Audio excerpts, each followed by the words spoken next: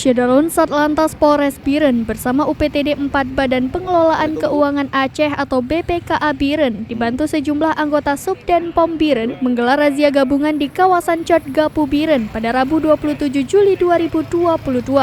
Setiap kendaraan yang melintas diberhentikan dan diminta menunjukkan SIM, STNK, dan juga surat kelengkapan lainnya. Dalam razia itu, petugas terpaksa memberikan surat tilang kepada puluhan pengendara roda 2 yang tidak melengkapi surat kendaraan dan menunggak pajak.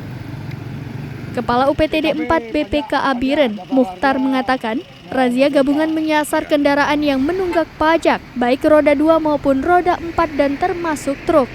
Selain itu, warga Aceh yang memiliki kendaraan berplat luar daerah dan menunggak pajak diminta untuk segera melakukan proses balik nama.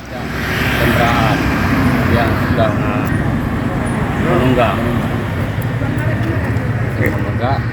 dan bila ada kendaraan yang BK akan dimutasikan kepada BBL. Kendaraannya kita banyak yang BK yang berdomisili di Aceh. Yang berdomisili di Aceh.